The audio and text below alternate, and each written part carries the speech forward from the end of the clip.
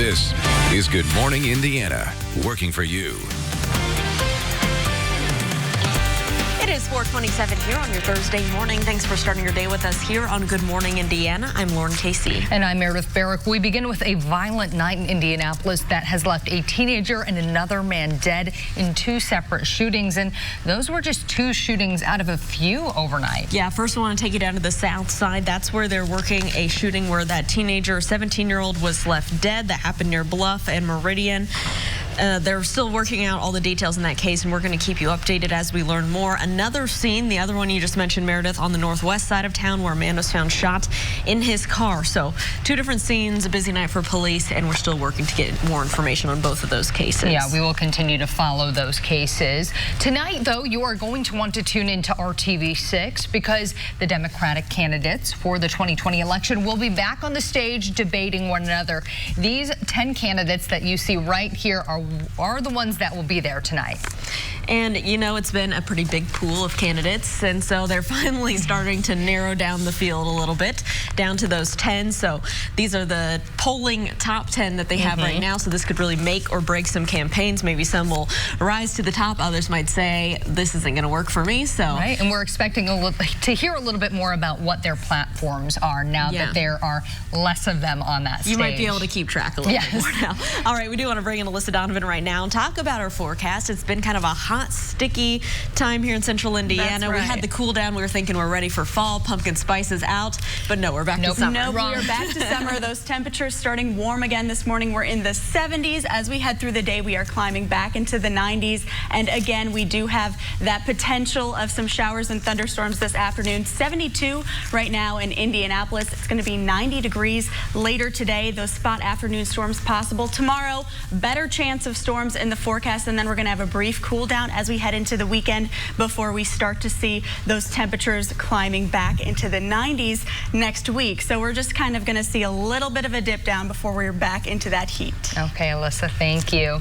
And finally, in our Hiring Hoosiers Classroom to Career, we are going to step into the classroom where they are learning about something that all of us in here enjoy, fashion. Yeah, we're going to be talking about fashion merchandising, and it's not just about how people look. It has to do with marketing, consumer insights, a number of different things, a huge business and a huge industry, obviously. So we're going to take a look at how students are getting prepared for maybe a job like this in the workforce. Aaron Lish is going to be breaking that down as part of our Classroom to Career series here on Good Morning Indiana. So you'll want to stick around for that. Plus, we'll have news, weather, and your traffic for your morning commute.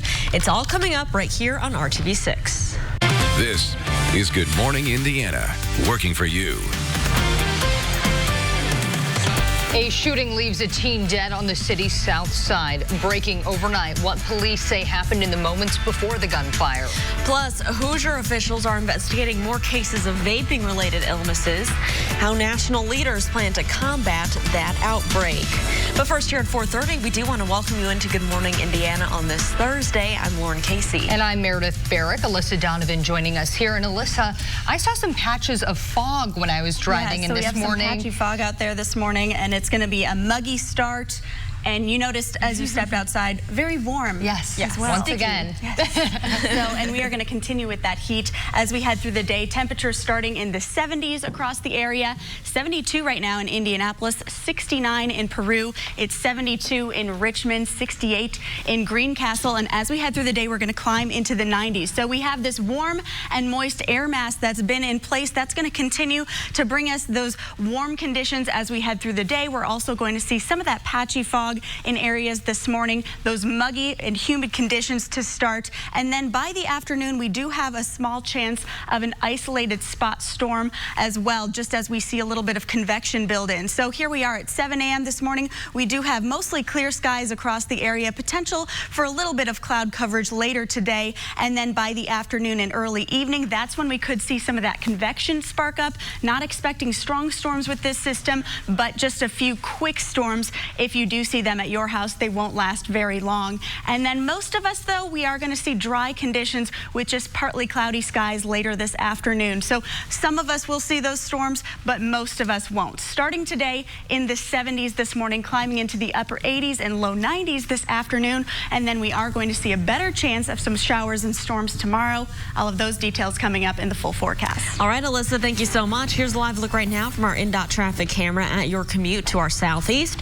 I-465 and Arlington Avenue. Keep in mind, this area is part of that closure on southbound, westbound I-465 from I-70 down to I-65 on the south side. So that's why one side of the interstate is completely empty. That's because no cars can get through. But on the opposite direction, everything is traveling up to speed. Let's take a turn right now and go to the north side, I-65 here and 30th Street. We have ongoing road work in this area. You can see those orange barrels blocking off at least one lane there, but everything's traveling up to speed. No crashes here to slow you down. Now, we do want to get to some breaking news from overnight. A 17-year-old has died following gunfire on the city's south side. The shooting happened around 11 last night on Edwards Avenue. That's off Meridian Street, just south of Hannah Avenue. Police say when they arrived, they found the teen with at least one gunshot wound. He died while medics were treating him. Police say there was some sort of disagreement just before the shooting. At this hour, however, police have not told us if they are looking for a suspect. The investigation into a crash killing a teen on the city's north side continues this morning. Police say that teen was riding a mini bike just after 8 o'clock last night on West Coyle Street. That's just off Michigan Road. Police say the driver turned off Michigan Road, hit the teen from behind.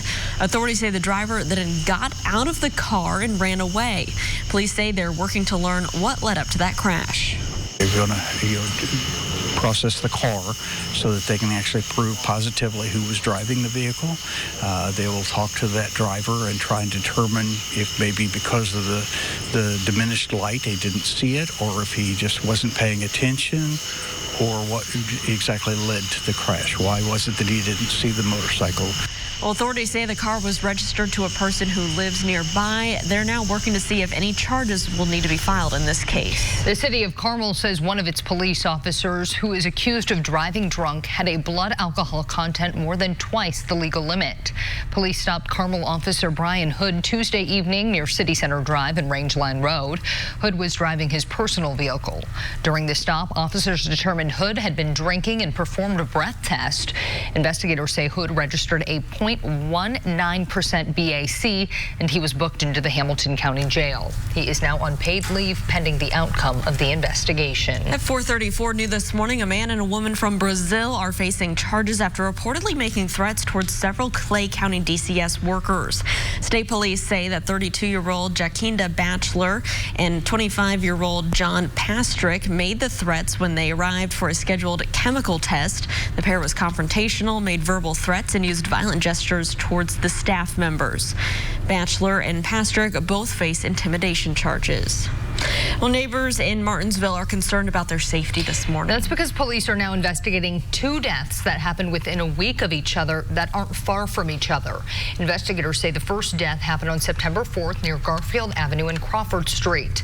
Officers found a woman dead near the intersection. Police say the second death happened on September 10th on South Lincoln Street.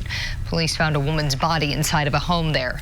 Both cases are still under investigation, and police say there is no evidence to suggest the deaths are related.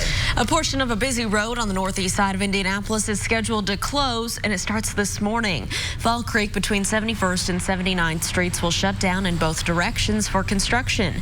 Detours will be posted. Crews of the Department of Public Works will be replacing a bridge rail and a culvert. There are growing calls for the Food and Drug Administration to take action amid more reports of deaths and illnesses related to vaping. The Indiana Department of Health is now investigating 34 respiratory illnesses connected to electronic cigarettes. Vaping is the confirmed cause in 8 of those cases, and there is 1 reported death in the state. The Trump administration announced Wednesday it's considering a ban on flavored e-cigarettes. Manufacturers of tobacco-flavored e-cigarettes would have until May 2020 2020 to file for approval by the FDA. An auto repair shop lost its battle to stay in a longtime home on the north side of Indianapolis. Now the shop is starting fresh in a different building. Ties Automotive posted pictures on Facebook of its new location at 5050 North Keystone. RTV6 told you back in April, for decades, Ty Tar's shop was connected to a small Circle K and Shell gas station at 49th Street and Pennsylvania Street. Circle K did not renew Tar's lease, which led to backlash in the community. The shop's Facebook post says a lot of people attended the new location's grand opening. The stage is set for tonight's Democratic presidential debate. This morning, we're looking at why tonight's debate could be pivotal for the Democratic frontrunners. Plus, if you have a Chevy, Cadillac, or GMC parked in your driveway, you'll want to stick around after the break why General Motors is recalling millions of trucks and SUVs. Alyssa. We have another warm and muggy day in the forecast. Some chances of showers as we look ahead and some cooler temperatures. I'll break down all the details you need to know coming up. Cares like family. Welcome back. Here's a live look right now at I-69 and State Road 9 up here to our northeast. You can see traffic there is traveling up to speed despite some ongoing road work here. We'll continue to keep an eye on the spots in Pendleton and let you know if there are any crashes or delays that might slow you down. The countdown is on to the big debate tonight in Houston. The top Democrats running for the White House will square off on the same stage for the first time. Much of the attention will focus on the center of the stage to see if any sparks fly between Joe Biden and Elizabeth Warren.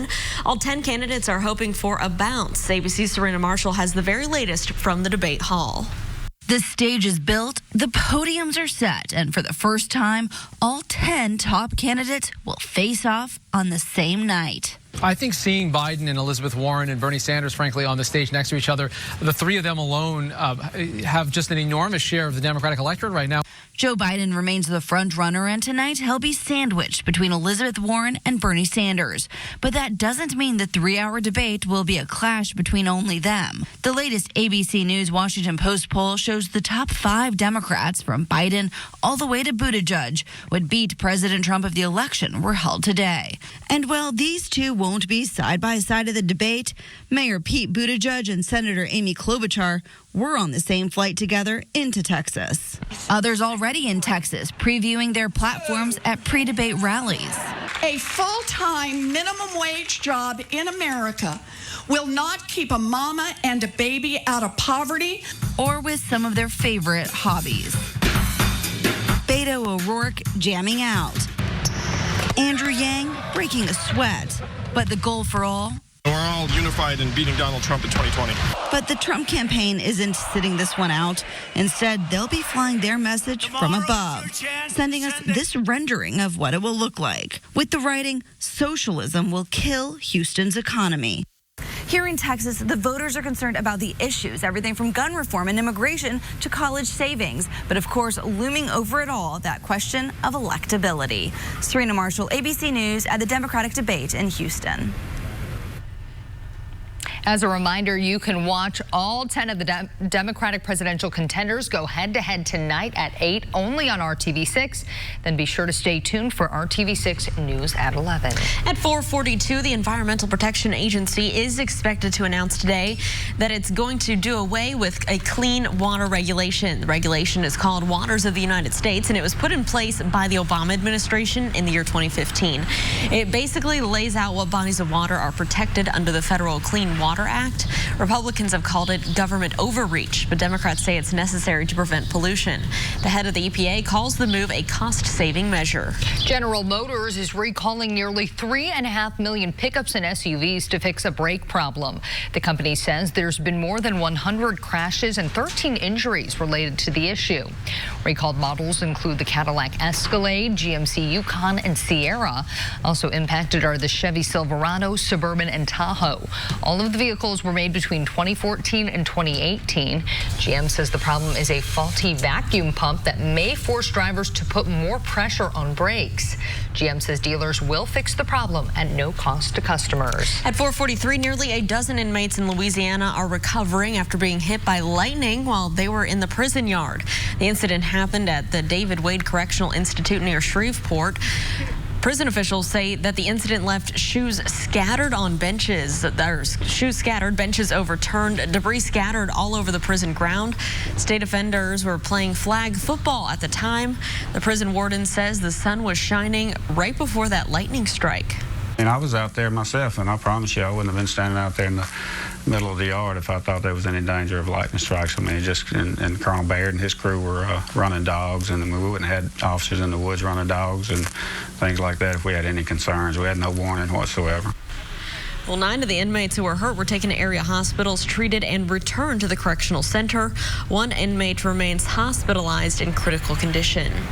The time right now is 4:44 on our Thursday. Let's check into the Alyssa and see what we can expect in the weather department. And it's going to be another warm and muggy day out there. That humidity is still in control today. That's going to bring us the small chance of some scattered convection this afternoon, which means some storms. Our better chance of storms comes tomorrow with a passing cold front. And as that passes, it's going to leave us with a bit of a cool down this weekend, and those temperatures are actually just going to be right where they should be. When I say cool down, I mean cooler than we are right now.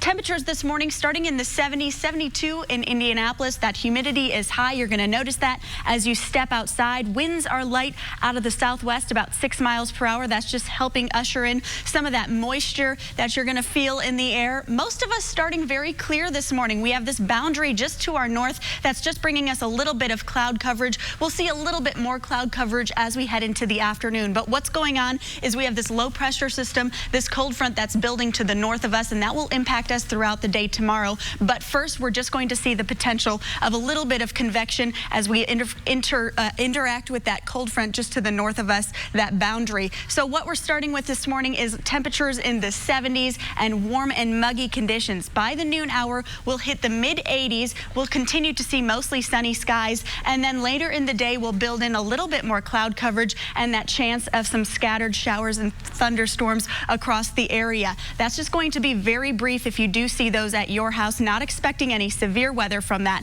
but you'll also notice those temperatures climbing once again into the upper 80s and low 90s. So it's going to be another very warm day, very summer-like out there. We'll continue to see that potential of some spot storms as we head into the early evening, and then a lot of that will dissipate as we head overnight. Our better chance of storms comes tomorrow. Looking ahead to the weekend into the 80s, so that cold front is going to pass, taking those temperatures down and cooling us off a bit. We're also going to see that humidity drop, so that's the good news. We'll be in the low 80s on Saturday with partly sunny skies, and then upper 80s on Sunday. A little bit warmer out there, and then we're going to continue to build as we head through the week. We'll be back close to 90s on Monday.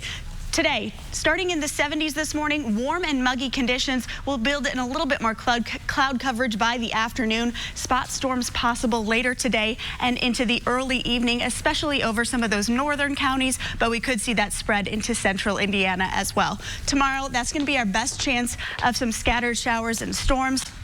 88 degrees for the high. We do have a small risk of some strong storms in there as well. And then you can see those temperatures drop off quite a bit as we head into the weekend. By Saturday morning, we are into the 60s. So if you have some plans for Saturday morning, you might want a light jacket. 83 for the high on Saturday. That humidity is dropping off as well. So it's going to be a nice and comfortable weekend with lots of sunshine, temperatures right where they should be. And then we are back into the 90s on Monday, staying warm for the rest of the week.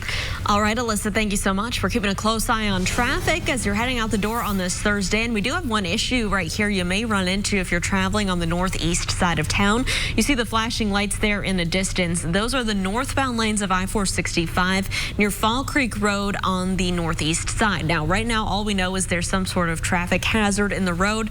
It's blocking 2 right lanes. You can see traffic can still get by in the left lanes, but it may slow you down just a little bit. You'll want to watch for those crews out there working right now, and we'll keep you updated if we learn more about what exactly this is. But again, the right lanes are blocked there on northbound I-465 on the northeast side. Let's take a look right now at our traffic now map, monitoring just a few issues right now for your morning commute. Let's take a look over here on the west side. You can see we do have part of westbound I-74 here closed at I-465. This is due to some overnight construction, but it's not causing too many problems at this hour. As you can see, just use caution as you travel through that area. Here's a look at where we monitored that issue on the northeast side. That's the road hazard blocking the right lanes near 75th Street. And a reminder here, we do have this closure to our southeast that has been ongoing for a few days now. Let's take a live look outside right now from our INDOT traffic camera here. I-70 near the airport ramps. If you're heading out to IND to catch an early morning flight, you shouldn't have any issues getting there. Everything on I-70 is traveling up to speed there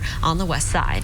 A Florida-based company is moving to the Midwest, and that means it's hiring Hoosiers. Sitel Group is investing more than $4 million to open a contact center in Fishers. The company works in customer service and plans to hire and train 350 claims adjusters by the end of the year. Several career fairs will be held in the coming weeks.